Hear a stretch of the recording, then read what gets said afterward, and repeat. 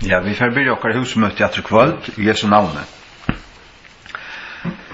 Herre, tack att vi kunde samlas under ett år efter kväll och be bara om att du måste vid din anta vara våra mittlån och låta året uppfylla våra hjärtan. Att det må vara så in i våra hjärtan, Herre, att det inte bara är kunnlöjde, att det inte bara är vitan. Kunnlöjde bläser upp, men kärlöjde bygger upp, ständigt. Be om att det som vi høyre, at det skal være som så inn i okra hjärsta, Herre.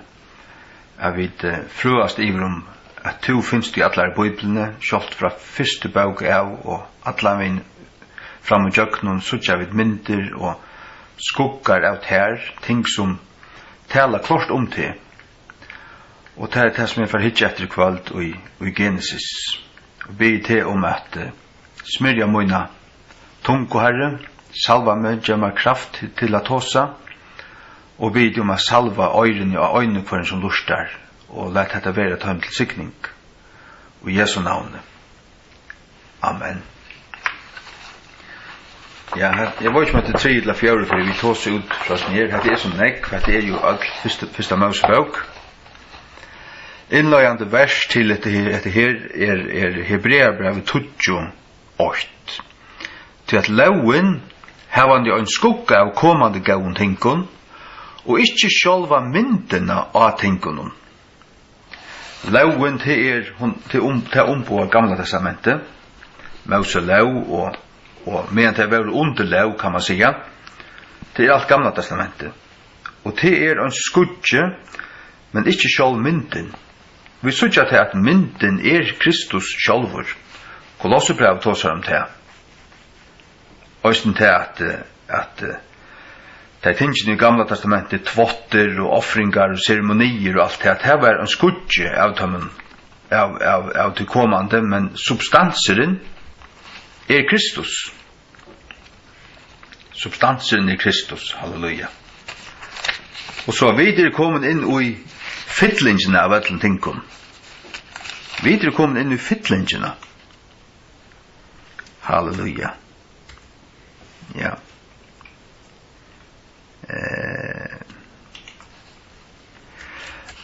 Ja, til Kolossebrevet 2 fra 16. Lat I ongan mann tess vegna døma tikkun I mæte og I drekka, eller hva vi vugur øynun halgjedegi, eller nøymanan, eller sabbatsdeganar.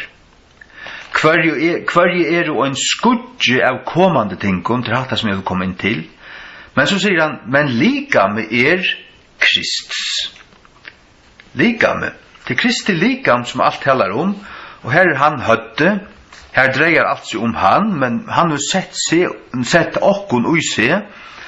Det vil si at ting som vi kommer Kristi, de arva vi får lot ui ting i andanen. Til alt det som han kom a gjera, det var jo fyrir okkun. Han kom okkara vegna, at dodja fyrir okkara synder. Halleluja.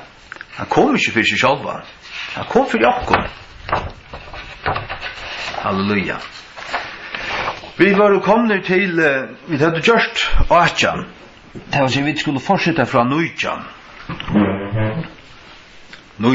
Punkt 19. Av 2 eller 3. Vi gjør bare sånn som vi klarer I kveld, at man slett ikke gjør alt livet. Men ganger det kjøtt og alt blir livet, så det bare så. Men jeg setter meg ikke fire, det er bare som det ganger vi tåsa i en gavan tøyma som vi pleier. Og Herre, du måste være vi okkon I Jesu navn.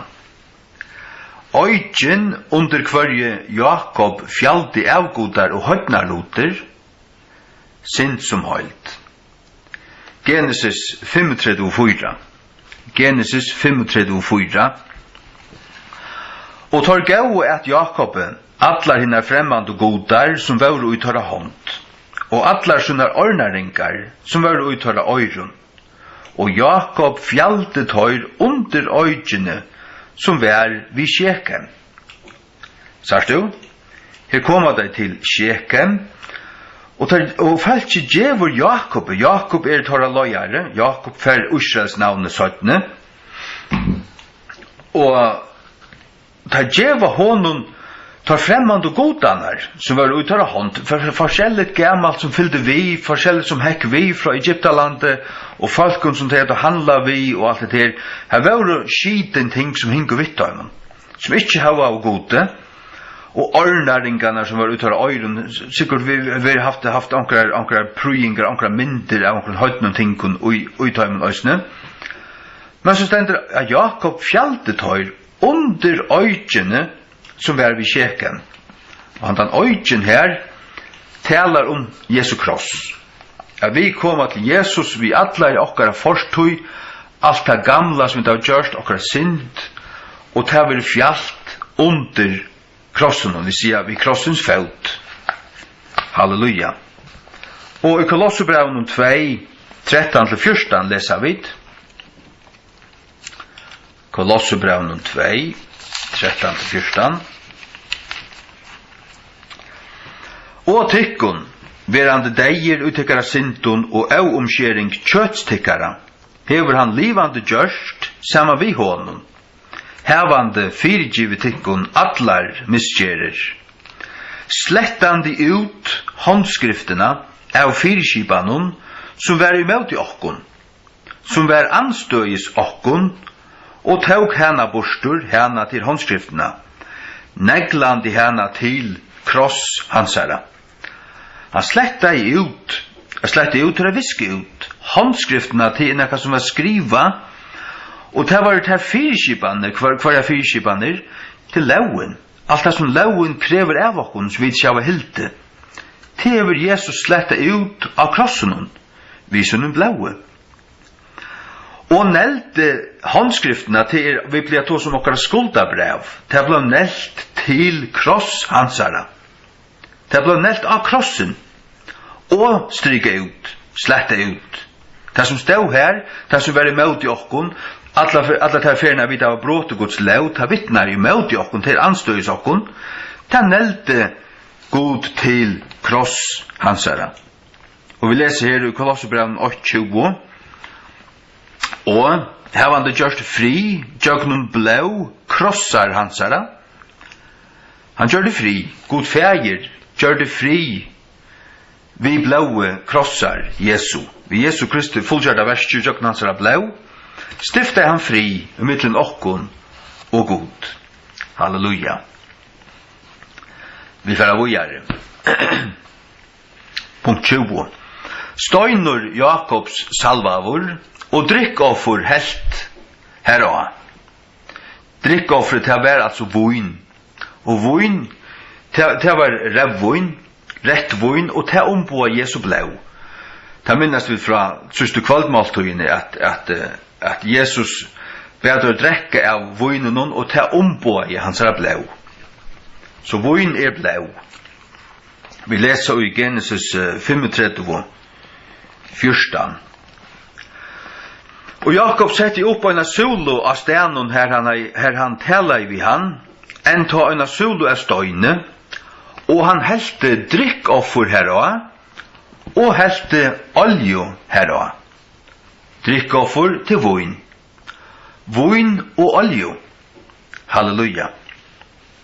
Ja. Oljan talar om, så her sitter han at en støyn opp. Støynen i Kristus, det har vi sett i hinne punkten vi har hukket framan undan. Og han heller drikkoffer av støynen og olje av støynen. Det vil si at en salva av støyner til en salva i Guds, til Kristus. Og han vil helt drikkoffer. Det taler om til at Guds salva i Jesus Kristus skulle utføre et drikkoffer til Guds. Og til drikkofferet til tar han uthelte så det egna blau. Så det egna blau. Låt oss først lese Exodus 29:4. Her prekker vi til at drikkofferet blau. Nei, at drikkoffer voin, mann. Hikk. Exodus 29:4. Det sørste parten av versen. Og fjæringsparten av en hin av voinne til drikkoffers. Fjæringsparten av en hin av voinne til drikkoffers. Det vill säga drickoffer här i Exodus, nej, i Genesis 35:14, det vin. Halleluja. Blå Krists, hins salva Guds, uthelt för okkara synd. Vi färra till Matteus 26. Matteus 26. I Jesu navn. Vers 26 till 28.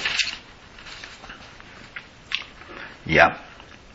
Matteus 26, 26 til 28. Og han tog bikare og vorte tøtjer, og gav ta til torra, sigande, drekje til atler av tøy.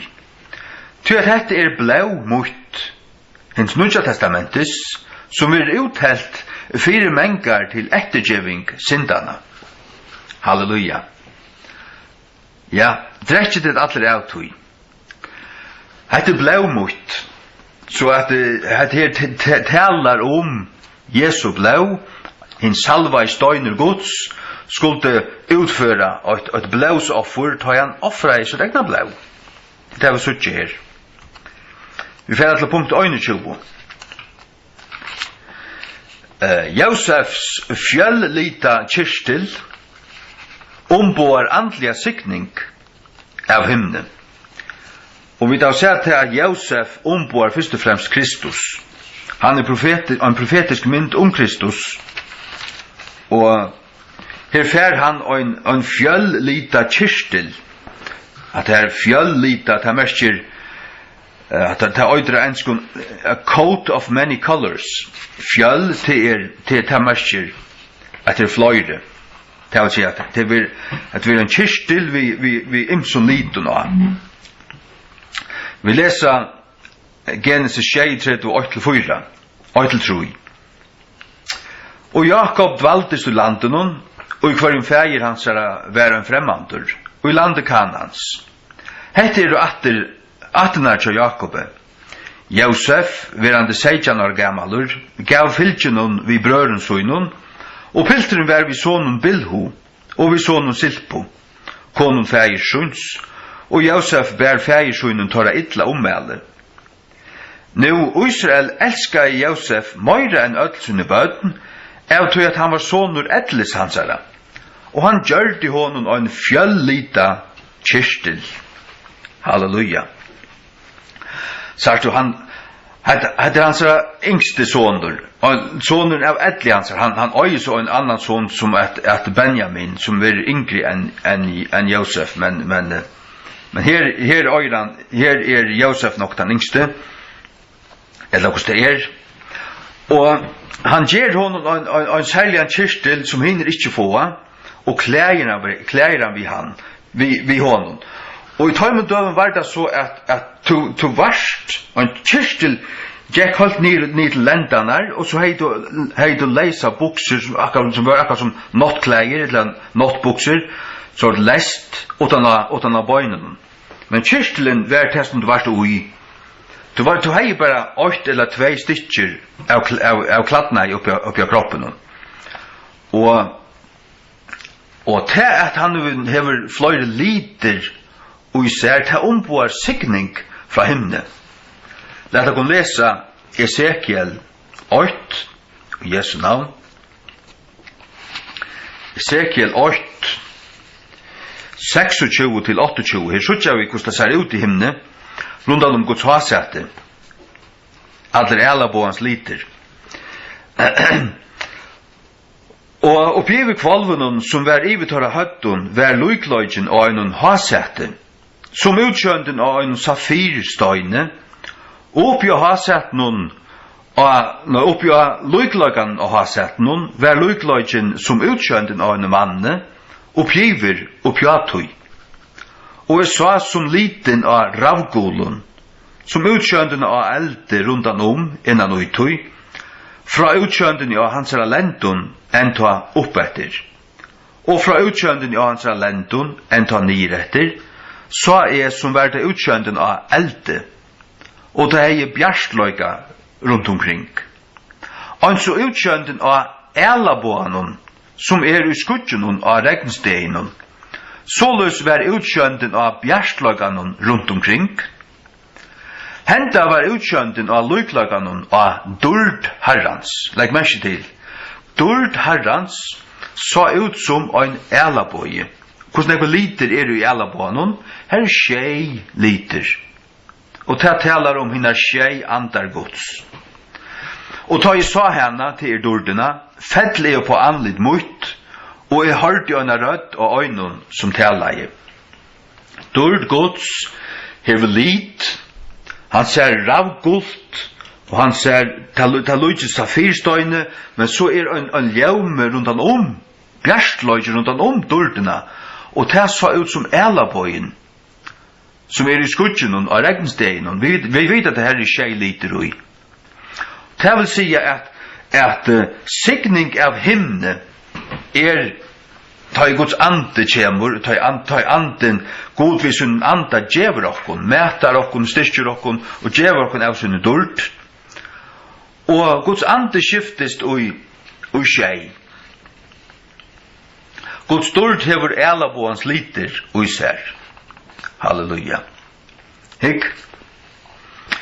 Vi leser her og Johannes 3.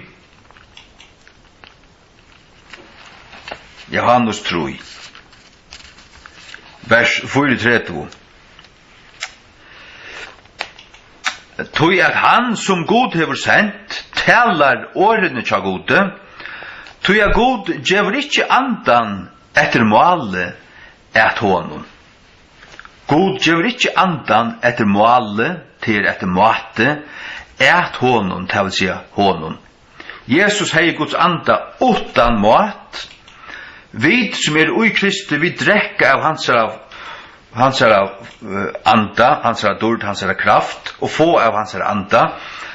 Men til han moner med okkon og Krist, til at han hins salvaie, han hever Guds anda utan mat, og vi får Guds anda ui mat. Vi tar drutje av honom, til for løsne lesa. Men så Jesaja 11, 8-2, her sutja vid hinnar 6 andar Guds. Jesaja 11, vers 8-2. Og til han anden Guds fotla fytling som kulti iver Jesus, til det at han var salvavur. Og Jesaja 11, 8-2, og det skal komme fram en språt ut ur stamme og Isais, og en grøyn skal vaksa ut ur rauten hans, og ande herran skal kvile på honom, ande visdoms og vits, ande ras og kraftar, ande kunnskapar og øtta herrans. Vi telja, ande herrans til 8, ande visdoms 2, ande vits 3, ande ras 4, ande kraftar 5, ande kunnskapar 6, og ande øtta herrans 6. Det var ande øtta herrans som virka I Jesus, og I Johannes 2 tar han gjør det seg en pusk, en køyrel og rek tar ut som hadde gjort husfeirs hans til et handskapshus. Og det gikk opp for lærersvånen at skrivas det at vannleti hustut hever ete med opp. Det var vannleti, høylaver olvare, til ande øtta herrans, til at øttast at gjera det som møtbøyer herranon. Du vilt toknast honom som godsbaten, at du vilt gjera det som du vorst at han hever bidu gjørst, som han vantar av der, så vi det. Du vilt liva for han. Halleluja. Hatt Guds 6 andar, og Guds 6 andar øyn, tog byrja da vi andi herrans, til personeren, og så kommer 6 fasetter av træt, som lukka som suger av honom, men den første til personeren, til andi herrans. Ja. Og I Kristi bor öll fytlingen av godhøydenon likamliga. Kolossebrevet 2:9. Kolossebrevet 2:9. Tog at oi honon bor öll fytlingen av godhøydenon likamliga. The Godhead til vi ser god dømeren, men en god dømer til kun være godar. Tui det the Godhead. Du hever det ønskun et annet ord som heter divinity. Det kunne være tøyt som en god dømer, men god høtte til god feir, god sonur, god holde anden. Da Jesus kom, så kom god nyer til okkara. Og i honom bor all fyllingen av godhøtten likamliga. Halleluja. Fægeren elskar sonen og hever gjev i honom atlar loter og i hånd. Johannes 3, 35. Johannes 3, 35. Til at han som god hever sendt talar årene seg gode. Nei, til næsta vers. Fægeren elskar sonen og hever gjev i honom öll ting inn i hånd hansara. Fægeren hever gjev i sonen öll ting inn i hånd hansara. Og hette det samme som vi suttje her mittlen Jakob og Josef, at Jakob klæger han ved en fjellita kyrstle, og hese liten her tala Guds stort, Guds anda, hikk. Jeg stod jeg for en øyta nå, men det i Exodus, i Mosebok, da vi leser om tabernaklet. Du kan lese om det i Mosebok 25, at Moses får vite fra Herren at han skal sauna liter inn, og han skal bruka 4 liter i tabernaklen. Det purspur, det rett, crimson en skund til ja, blå rett, altså rett, og kvitt og blått. Og det vittnar om Jesus som kongen. Fjallblått det vittnar om Jesus som kongen. Og det reia det vittnar om Jesus som frelsaren. Det vittnar om hans blå. Og det i Marskos. Altså, tja Matteus Jesus vil han sette fram som konkurren. Tog det fjallblåa. Tja Marskos vil han sette fram som frelsaren, først og fremst. Tog det reia. Tja Lukas vil han kalla mest menneskesåneren. Og det kvita. Og tja Johannes vil han kalla atter sonergods. Og det blåa. Og det tar litene som var i tabernaklen. Fjallblått, rett, kvitt og blått.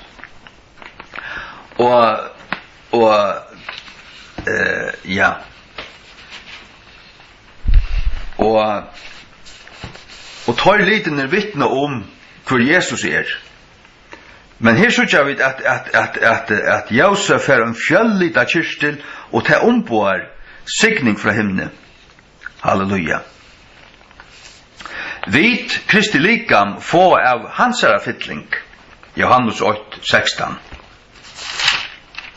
Ja. Johannes 8, 16.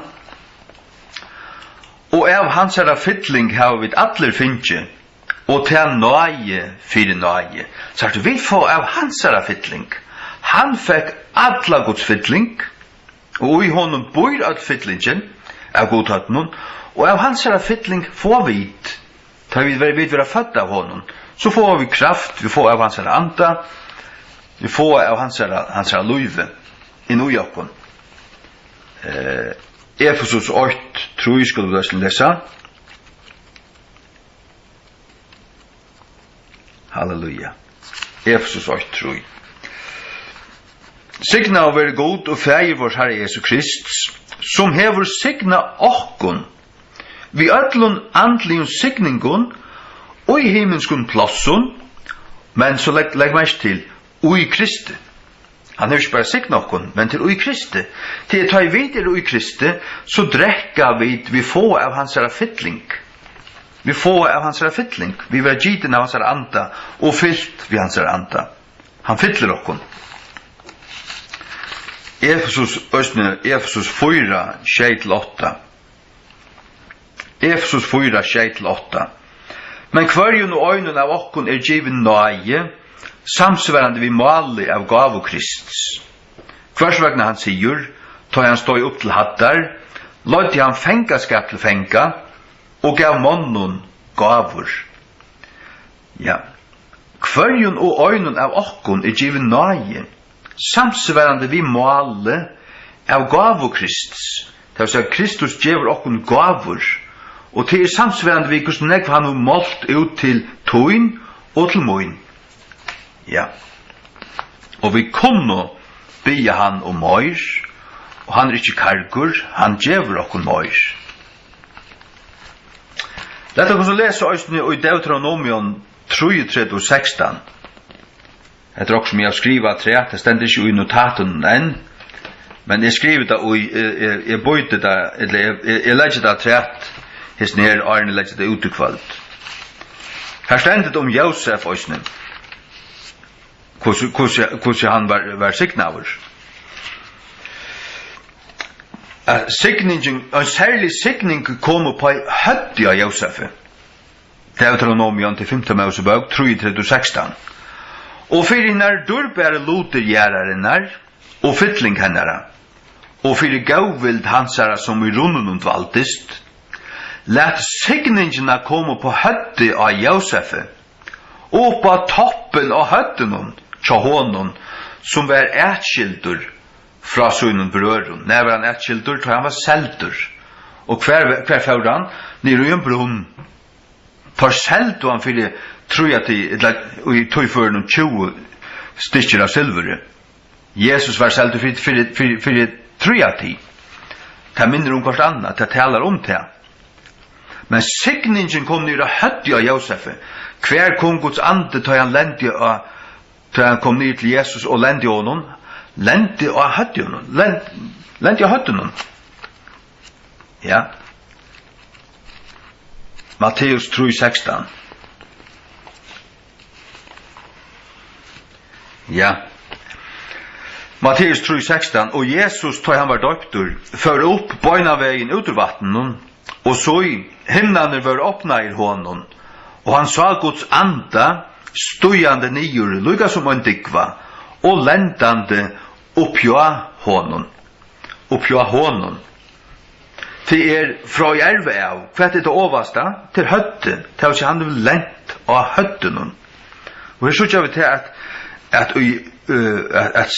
at Josef fikk en særlig signing av, ja, som kom opp på høtten av Josef, stender her i Deuteronomion, og på høtten, det vil si ur erva og nyer og lendi og høtti hans herra. Det vil si han fikk en signing fra gode, og den signingen var ombåa i den her kyrkelen som han løsne fikk fra pappasunnen. Ja. Og Jesus fikk en særlig signing fra sunnen fægere, gode fægere, at han hei Guds anda utan mat. Ja. Jeg har skrivet trett her, at Jev Gator er sodomittar og New Agerar, og jeg ikke elaboan. God øyer han, og vid kristna. Du kommer til himmel, så du sagt god, sitter her av tronene, og her er Guds dörd, og den dörden hever en jauma som ela bojen. Halleluja. Og god gjør det en sattmål av i mannkine, at han ville ikke atter tøyna mannkine vi en flau, og ta sattmål av tekene være også i ela bojen. Så tid så du myttar nere i græsagæret, tid øye ikke ela bojen, vit øyer han, og god øyer han. Og tid som fortsetter og tøy løyven til færre i helvete, og her er ønsken elabøye, ønsken dårlig, ønsken vatten en gang, det er for at det kommer til. Ikke en gang vatten. De får be om og råpe etter å få en dropp av vatten her, akkurat som rydger med over, til han vakner opp i helvete. Vi fortsetter, vi kommer til punkt 22.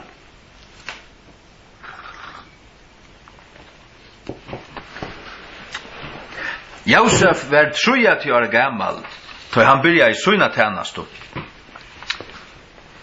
Genesis 41, vers 46. Genesis 41, vers 46.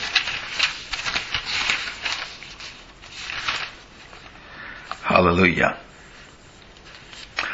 Og Josef var 3 år gammalur, tog han stod framme for Farao, konge av Egyptalandet. Og så her er han akkurat kommet opp ur fengehuset, han var 3 år i fengehuset, og nu kommer han ut, og han var sett fram til at Farao hei drømt, og det ble kallet etter Josef, og han skulle tøya dreimen og alt det der. Og tar han så ryser opp og fær sitt vald vid høyre hånd Farao, så tar han 3 år gammalur. Ja. Og vi minnes til at skriften sier om Jesus og i Lukas 3:23. Halleluja. Lukas 3:23. Vi gledast om å søtja Jesus i Gamla Testamentet og i loven til Josef i atter og atter.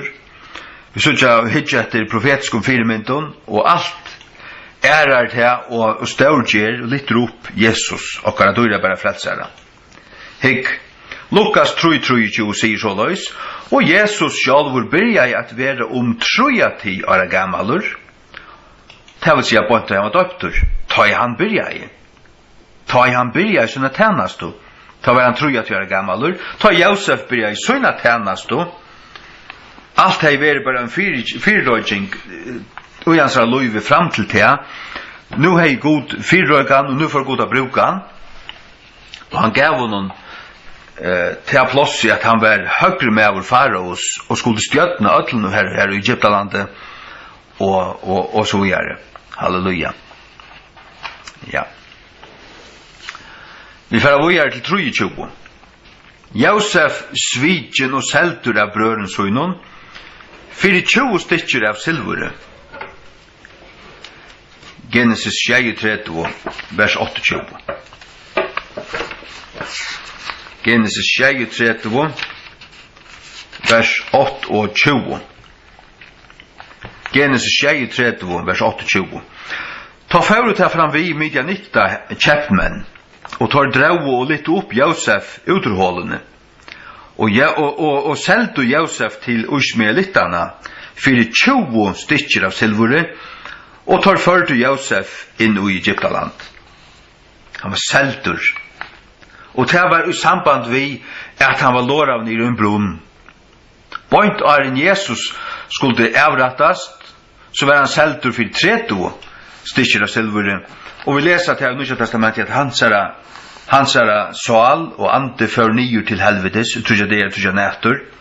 Her som han vittna i 4 salen som var i varvarslu her, og så videre, som vi sutja. Vi leser nu til Matteus 26:15. Matteus 26:15, og Jesu navnet. Ja. Og sier vi til Judas, hva vil jeg til djeva mer, og jeg vil djeva han opp til tikkara. Og tar sattmåla av vi han, fyrir 3 stykker av silvure. Så Jesus var seldur, akkurat som Josef. Jesus fyrir 3, Josef fyrir 20, men tja Zakaria 11:12, det skulle du også lese. Her stender et profetisk år, her som 3 stykker av silver vil give, og Herren sier at her er det som tar selja C4, hikk? Zakaria 11, vers 12. Vi kunne lese fra vers 11. Og han var bråten ut i det, og så hinner ørmo av fylgjenon, som vant av etter mer, visste du at det var år herrans. Nei. Vers 12.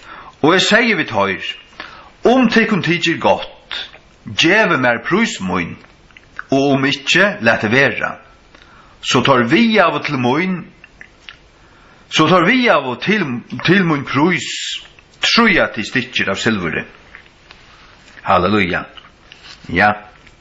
Tar vi av og til mun prus, 3 stykker av silvere. Ja. Og det stender vi i vers 13. Og Herren sier vi med, kasta det til pottamekkaren. Og en staslig prusur som var prusmettur til av tøymon. Sørst du? Herren sier vi med, kasta det til pottamekkaren. Og det var det som Judas gjør det, han kastet det inn i tempelet, kastet det fra seg, han vil ikke bruke det. Så sier Herren, en staslig prusur som var prusmettur til av tøymon. Og jeg tog til tror jeg til stikkene av silvere, og kastet jeg til pottamekkaren hver, og i huset herrans. Sørst du hvordan profetet det er? Og i huset herrans. Hver kastet Judas sånne penger inn i tempelet til oss i huset herrans. Hvordan jeg tror jeg til stikker av silvere. Ja. Vi får videre til punkt 24. Josef var sien nyer i hålo.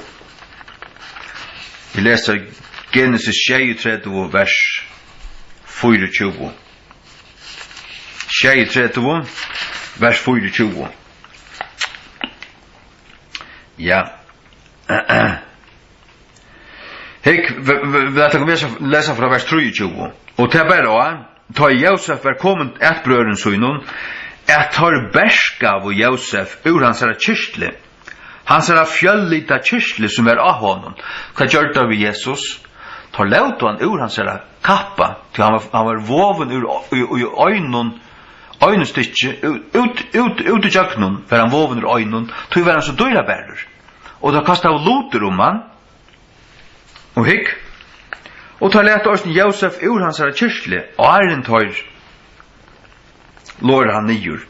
Og tar tåg han og kastet han inn i en hålo. Og hålan var tåm. Det var ikke vatten ui henne. Legg merke til det. Og i en hålo. Og i King James stender a pit. Og i King James Bibelen leste hun nekvastene om at i helvete er jo det var østen helvete i østen vi var østen kattla og i salmonen og ærestane for the pit. Hål, jeg har trykt det som hålan. Det vil si, i helvete er hålor, som er akkurat som klevar, som det glætt av å færa ned i. Og her er ikke vatten. Her er ikke vatten, i disse hålene som Josef færa ned i, og i helvete er ikke vatten. Det minnes vi fra Lukas 16:24, at rujtje med over i helvete, han sier, vi Abraham. Lukas 16:24. Og han gjeila og sier, Feir Abraham, hev miskunn iver med, og sendt Lazarus, at han må dippa tippen av sin fingre i vatten, og svæla tungemoine, til at det er punslaver i sin loa. Han var puntslaver i sin loa, og her var ikke vattner som han var. Her var bare eldur. Tog sier jeg til her. Og i Matteus 12, ta Jesus tåsar om den ytla andan, som er kastet av utrunde manne. Ta røykar han, Matteus 12, 3-4, ta i en øvrøn i anden i færden utrønne manne, gongur han hver, tjøknum torstø, søkjande kvillo, og finner onka, hvor trøyvast tar her som det er torst, her som han ikke vattner, til tar ikke venner ved vatten, i helvete han ikke vatten, og tar søkja kvillo og finner onka, sagt du det? Og, ja, tog så gjør vi det her at det er ikke vatten og jeg sier hålene, til han den hålen er profetisk mynd om helvete. Ja. Og gjerningen av apostlene 2, vers 26, så gjør vi at gjerningen av apostlene 2, 26, jeg tror at du vil ikke etterlete munna sal og i helvete, og i heldur vil du tilleta hinnen høyleia tøynun at sutja råt. Jesus sal færnig i helvete, og tror jeg det er tror jeg nættur, Vi ser att det förra Petrus brev att han vittnar i för Anton av de höjlav som var då i varvarslo här. Och då han röjs upp, tog han det vissar. Till sig helvete var i gamla testamentliga tog ett rum in i hjörne, här som helten var paradis och helten ta var helvete. Ta Jesus röjs upp så tog han de som var i paradiset vissar upp. Det var gömt, det var det höjlav från gamla testamentet som bojar efter tog upprörsten som tar hände. Och han tog de vissar. Det var det som vi läser om i Efesosbrevet 4 och Johanne. Att han tog fängaskap till fänga. Ta han stod upp till hattar. Tog han fängaskapen till fänga. Det vill säga till fänga och som är fänga. Och det var en upprörsten. Och han tog de vissar. Men ta vax helvete. Ta i te var färd ut ur paradis. Så att det det som du sagt i Lukas 16 och i sövande om rujkaman Lazarus. Han Jekvin som är i mitten där här. Rujkaman han i helvete. Och Lazarus han i fänge Abrahams och i paradiset. Och tar suttja kvann annan och i mitten där är en Jekv. Det är alltså tar en plan och nivå i. Men i mitten där är en Jekv. Anna brennur och hit öter faunur Abrahams och här han blev uppgavur. Det var det gamla testamentliga tog. Jesus var nyer, han vittnar för taimon, inte för taimon som var i helvete. Nej, för taimon som var i varvarslo här. Andon som var i varvarslo. Ja. Halleluja. Nå, vi skulle stå vid hade vi snacka som skulle ta så om några särskilt, vill det bara nämna det här. Ja. Punkt 25 og i røyen i sjokken. Josef ville ikke synda imot gode. Jeg har skrivet Genesis 24 til feil her. Det skal være 39, 8 til 9. Genesis 39, 8 til 9 og 12. Josef ville ikke synda i møte gode. Og det ber bo om syndafri løyke. Han var ikke syndafri til bare Jesus som men løyve til Josef alt profetisk om Jesu løyve til tog i nevnet det. Genesis 39 fra 8. Men han sutte og sier vi kone mostara sunds soi mostara moin vitar ikke hva tja mer i husen hon. Og han vil lite opp alt som han hever til handar moinar. Til ungen større i jessen husen enn jeg. Og heldur hever han helt i atter nekka fra mer, utan te.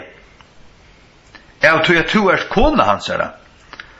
Hvordan kan jeg ta gjerisa mikla vansko, og synda i møte kvarjon? Gode. Han vil ikke synda i møte gode. Morstar hans herra, Farao, han var färdig av sted, og i flere dager, og Josef skulle tjene her i husen og gjøre i mist, og kona Faraos rønne så frøste han, og Josef har unga kona, men Josef ville ikke, han sutte i vers 8, vers 9 sier han, hvordan kunne jeg gjøre seg med glavansko, og synte mot gode, og vers 12, og hon fenga i han etter klæi hansara, siande, ligg vi mer. Og han etterlet klæi sutt og i hånd hennara, og flydde og slapp seg ut. Han smøgte seg lukka som ur klæien som er ved sin kyrkelen. Han smøgte seg ur, når han skulle ikke synda. Og han runde, han flydde og slapp seg ut. Så godsøttande, så røynur var Josef. Han fattler ikke. Og hver var røynur, hver var syndafrøyer? Jesus. Ikke syndafrøyer, to ikke syndafrøyer. To er god giv jokkon og en frelsara, Jesus Kristus. Og hansara blau var uttalt av Golgata krosset til at røynsa borstur, okkara synder. Og ta vi der vaska i hansara blaue, ta vi gullrøyn. Faktisk loika røyn som Jesus sjálfur. Han djever okkon sinna rattvise, han klæger okkon, vi søgner rattvise. Kristus, Jesus, var syndafrøyer. Vi leser Lukas 3:24. Ta sier Pilatus til tar fremstu prestanar og til falskje, jeg finner ongan feil og jesen mannen. Og ta hei, Pilatus hei avhørst han, spurst han spurningar og kan han, som han åtte gjøre. Han åtte kan han, og han fann ongan feil. Og så spyr han falskje, kvann vil jeg det skal leta til kun leisan, til han leta om alltid en leisan om påskahatøyna. Og teg blir så om Barabbas. Og så spyr han hva han skal gjøre vi Kristus. Vers 21 sier, og teg gjeila av og sier han det, krossfest han. Og teg kravdu at han skulle krossfeste han. Tog ble Jesus krossfester, men han var syndafruer. Han ble ikke krossfester vegna til at ratturen som han stod fram og fyrde fann han sekan. Han ble ikke funnet sekur. Han var sekleser. Syndafruer. Og fyrra Petrus brev 2 vers 21 til 22 sier så, og så i 311 i Nya Testamentet.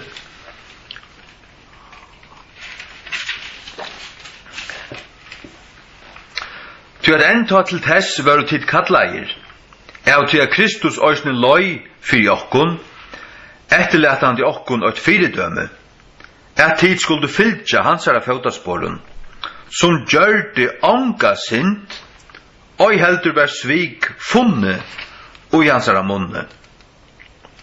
Vers 23. Som ta han var doldt ikkje attur, ta han løy, han høtti ikkje. Hatta vittnar om hvordan hansara avhøyring var, at han sverra ikkje attur, og han høtti ikkje attur. Men løyt seg opp til hansara som dømer rattviselige. Han lät god fægi være dømara. Halleluja. Ja. For å vågjare til nästa punkt.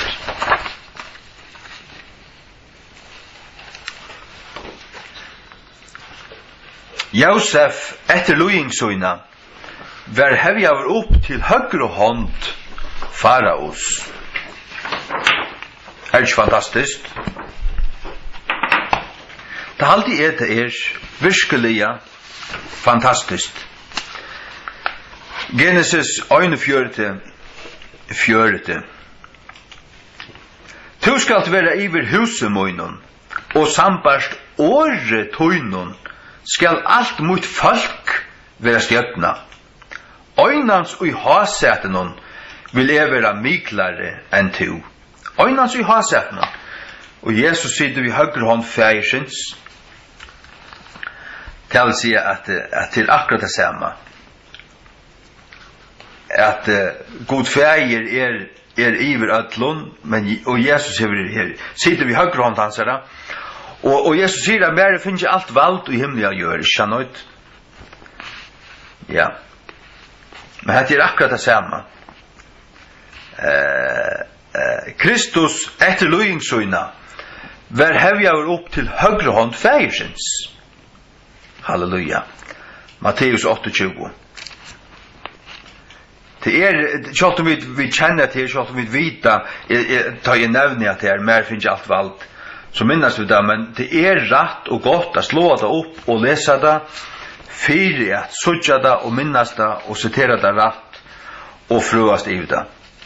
Matteus 28, 18. Og Jesus kom og tala til torra, sier han det, «Allur måttur given mer, og i himne og a gjør.» Ja. Halleluja. Og i gjerningen av apostlene 6, eller det 8, tar jeg Stefan du støyna av kjennøyd, at ta ser han Jesus standande vid høyre hånd. Ja. Det gjerningane 6,5, ja. Og sier, så ikke himlarna åpna her, og menneskesonen standande vid høyre hånd Guds. Høyre hånd Guds. Halleluja. Og vi skulle lese òsne Markus 16, 19. Markus 16, 19. Så såg han efter att Herren hei tala vid tøyr, var han mottidgen upp inn i himen, og settest vi høgre hånd Guds. Og det som kommer til skjøntar, hvor tøtningen av tøy kommer til skjøntar, og i Matteus 28, mer finnes alt vald i himmelig å gjøre. Ja, men han sitter jo av trånene vi gode feir. Ja, men tøy han ort vi god, han god soneren, Jesus Kristus. Halleluja. Ja. Vi færa vojar i halvtid. Takk 8-3. Punkt 22. Josef mettar Egyptaland og heimen, og til sust sitt egna folk, Jakobs hus. Og til vi kottene. Halleluja. Vi mætte.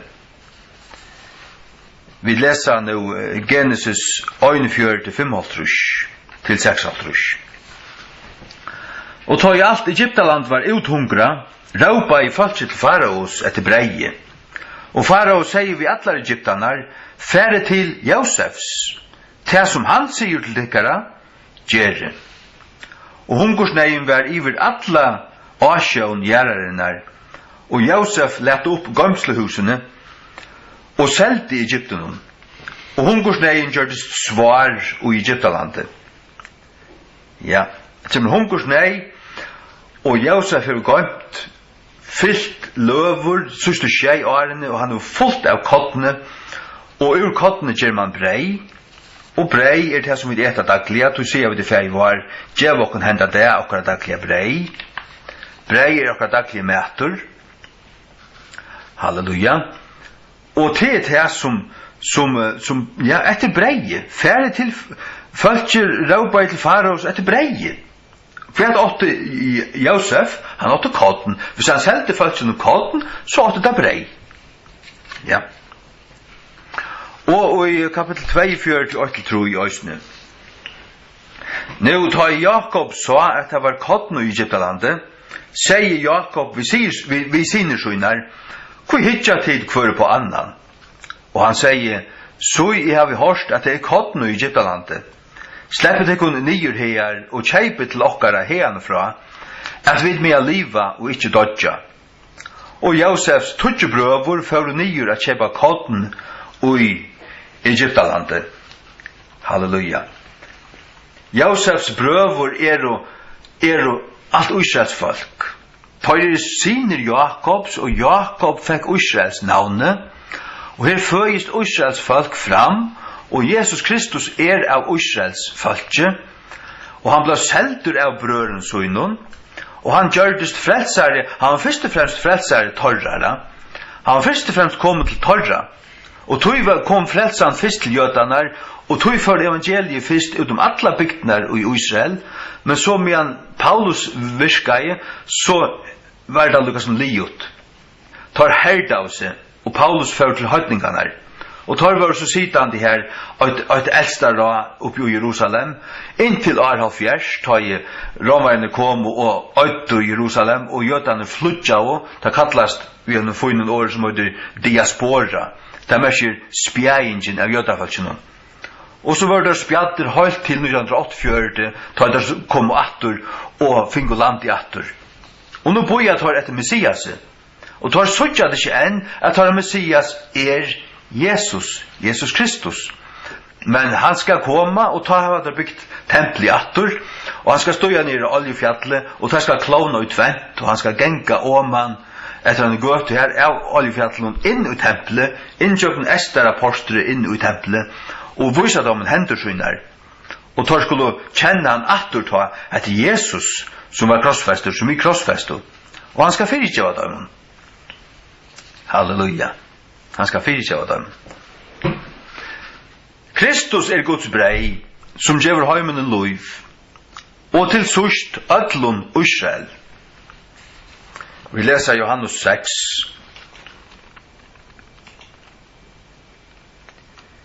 Johannes 6, 32 til 35. Da sier Jesus ved deg, sannelig, sier tikkun, Moses gav tekun ikkje ta breie fra himne, men fægir moin gjever tekun hitt sanna breie fra himne. Tui at brei Guds han som kjemur fra himne og gjever heimenon loiv. Guds brei han som kjemur fra himne. Men, og i så motell, og hvis vi nå hoppar fram til vers 3, her sier Jesus, til anden som lukar, kjøte gagnar åtje, årene som tale nættekon, tei ande, og tei loiv. Så hvordan gjør Jesus okkur loiv? Vi åre søgnon. Og åre gledebåskapen han, at han vil give seg sjálvan fyrir okkun. Så tar vi høyra gledebåskapen det, og tryggva gledebåskapen ta tekka vid og imøte honom, tar vi tekka imøte båskapen Tog gledebåskapen så øyelja tøtninga mikkel, og at han vil bo av ratt og i sin fotlo fittling, at han ikke vantar, at det ikke bare en feel-good, happy-clappy klubbur, som bare stendur synker og mussar og gjev pengar og snakka bort tvattlar, men at det gledebåskapen som vil bo av ratt, og Guds år, ta ratt år, førskrekken James, og i fotlare fittlo, hva som orkla minne. Ja, sjåvande. Hek, Salmur 2:8. Sjåvande. Salmur 2:8. Salmur 2, vers 8. Her det en profetisk salmur om Jesus. Og Gud Fægir sier vi Guds son. Han sier, bi av mer, og jeg skal djeva ter hinnar høytno til arvtøyn, og hinnar itsto parstar gjerrarinnar til ognetøyna. Sars du? Bi av mer. Han ber sonen bi av ser. Bi mi djeva der da, så skal djeva der da. Ikke bare jødafalche, men også hinnar høytno, og hinnar itsto parstar av gjerrarinnar til ognetøyna. Ja.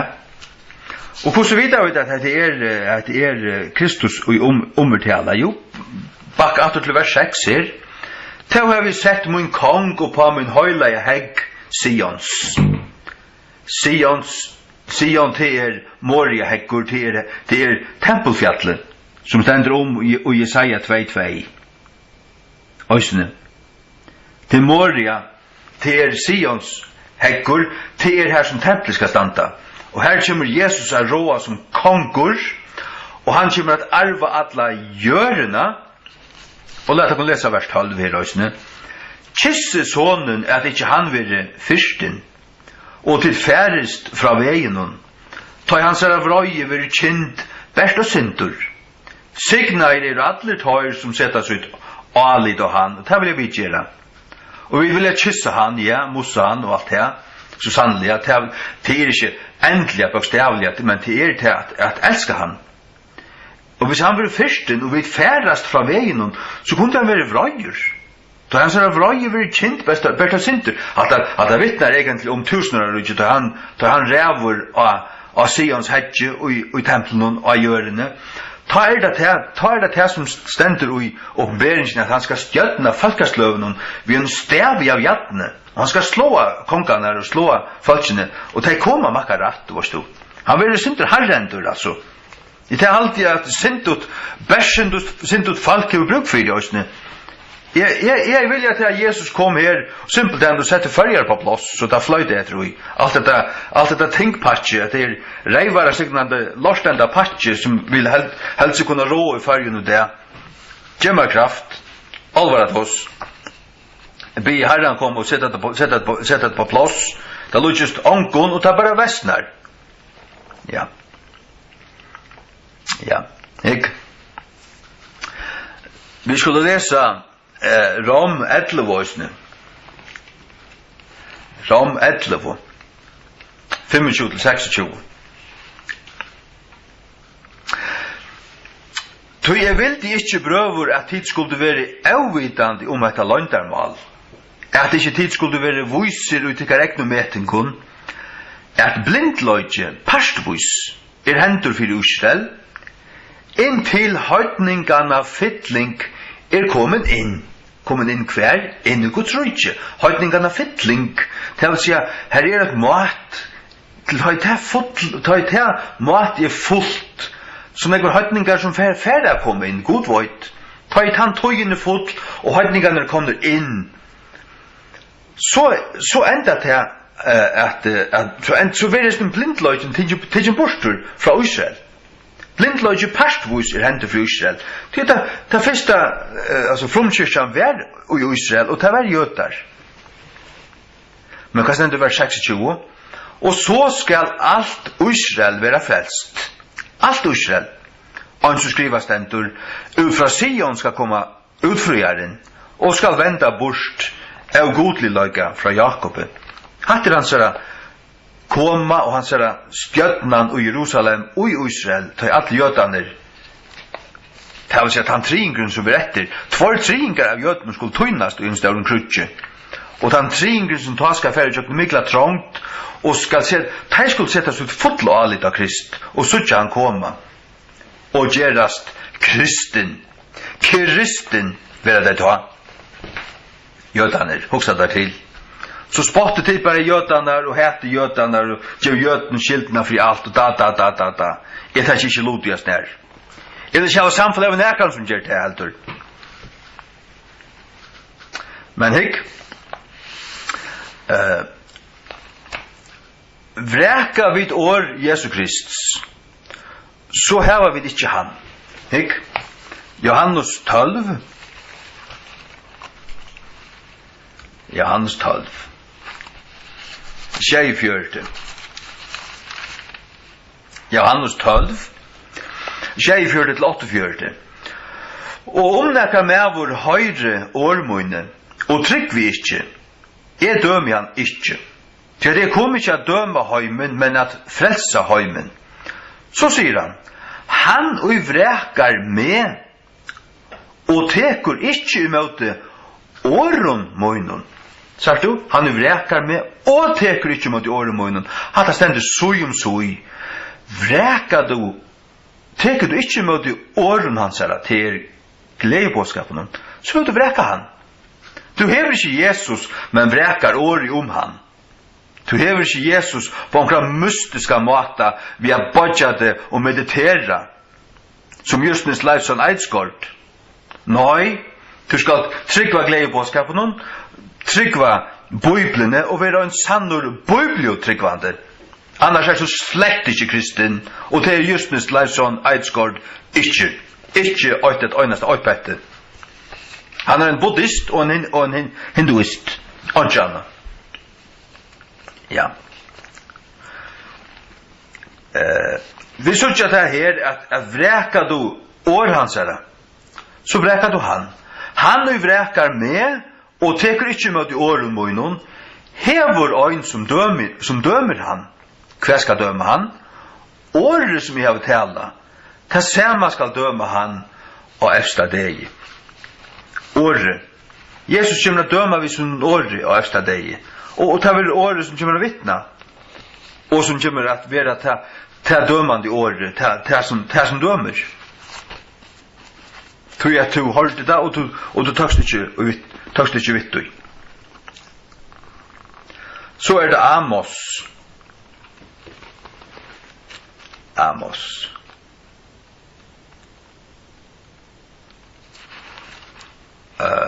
8. Amos 8 11-12.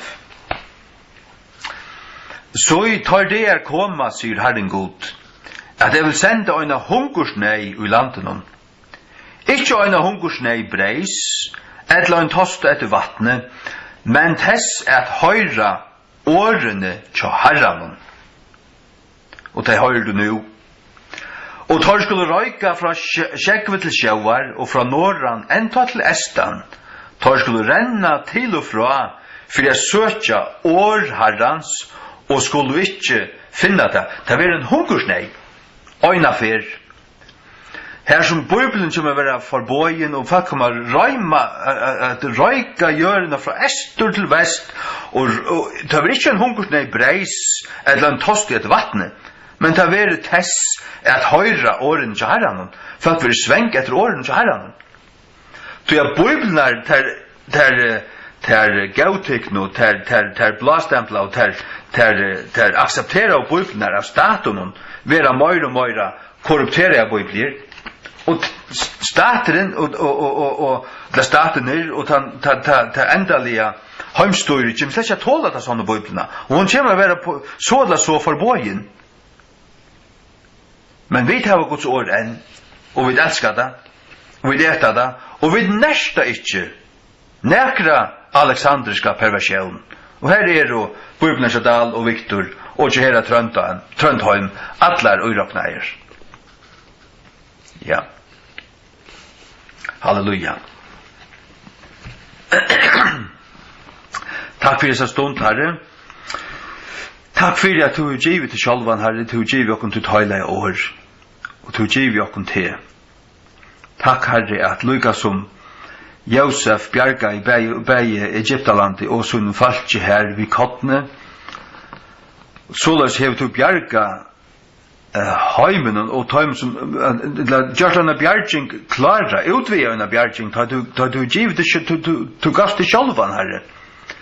Og ta kottene ta brei som kommer himne, først og fremst til to, men til også åri til at hva du har gjørst.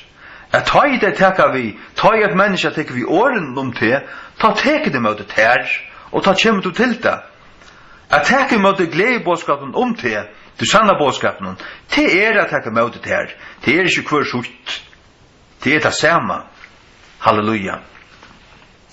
To og tutt år så samanbunden, Herre, at et navnkjatt her Guds år. Tu er Guds år, og du et navnkjatt her. Halleluja. Og takk at du med okkom ut i Norge, Herre, og takk at du giv okkom til sjálvan, og takk at du betalt for okkar sinter vid den døra bare blaue, og takk deg for løtu, takk deg for at du såleis signar øynekvann som hever lusta, og okkom her, og i Jesu navn. Amen.